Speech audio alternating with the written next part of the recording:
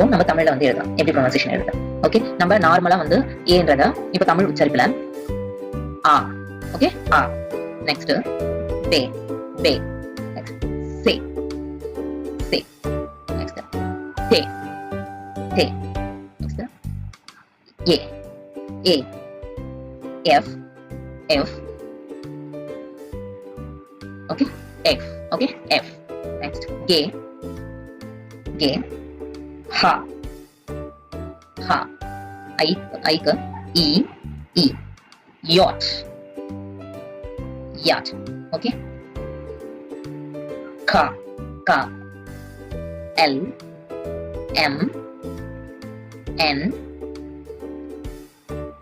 O, P, Q, R அல்லது R. Okay, R, S, T,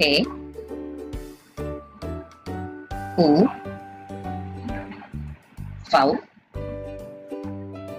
V, W, X,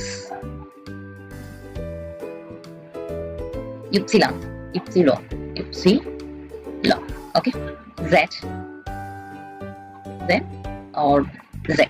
Okay, இதுதாங்க ரொம்ப ஈஸியான German alphabet. Okay, A, B, C, D, E, F, G, H, I, J, K, L, M, N, O, P, Q, R, S, T, U, V, W, X, Y, Z. Okay, so 26 alphabet நம்ம வந்து Tamil உச்சரிப்புல German alphabet இப்படி தான் சொல்லணும். Next வந்து பாத்தீங்கன்னா இதுலயே ஒரு கூடுதல் எழுத்துக்கள் இருக்குன்னு சொல்லுவோம். அது வந்து எப்படி சொல்லணும், எப்படி ப்ரொனன்சியேஷன் பண்ணணும். ஓகே, அந்த கூடுதலான எழுத்துக்கள் வந்து பாத்தீங்கன்னா எப்படி நம்ம இங்கிலீஷ்ல vowel A, I, O, you சொல்றோம் அதே மாதிரி ஜெர்மன்ல வந்து பாத்தீங்கன்னா வவல்ஸ், அதாவது வவல்ஸ்னு சொல்ல மாட்டோம். பட் இது ஒரு ஸ்பெஷல் கேரக்டர்ஸ் இருக்கு. எழுத்து வந்து பாத்தீங்கன்னா இந்த ஏக்கு மேல 2 புள்ளி இருக்கும். இந்த 2 புள்ளிக்கு வந்து உம்லவுட்னு பேர் சொல்லுவாங்க. உம்லவுட். ஓகே, இது வந்து நம்ம உச்சரிக்க போது இது வந்து மாறும். ஓகே, இப்போ இது வந்து ஆல்பா நம்ம சொல்லுவோம் இல்லையா தமிழ் உச்சரிப்புல. அப்போ ஏ, ஏ சவுண்ட் ஏ. ஓகே, சோ இந்த ஓ உம்லவுட் வரப்ப இப்ப நார்மலா நம்ம படிச்சோம் ஓ, அப்போ இது உம்லவுட் வரப்ப ஓகே இப்படி வரும். நெக்ஸ்ட் இதே வந்துட்டு யூக்கு என்ன படிச்சோம் உ, அப்போ உ இந்த வார்த்தை உச்சரிப்பு யூ, யூ, யூ. நெக்ஸ்ட் இதே வந்துட்டு பாத்தீங்கன்னா இஸ்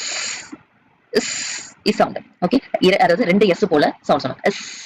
ஓகே, சோ இது வந்து உம்லவுட் ஜெர்மன்ல வந்து பாத்தீங்கன்னா ஸ்பெஷல் கேரக்டர்ஸ்னு சொல்லுவாங்க. ஓகே, ஏ, உ, யூ, இஸ், ஏ, உ, யூ, இஸ்.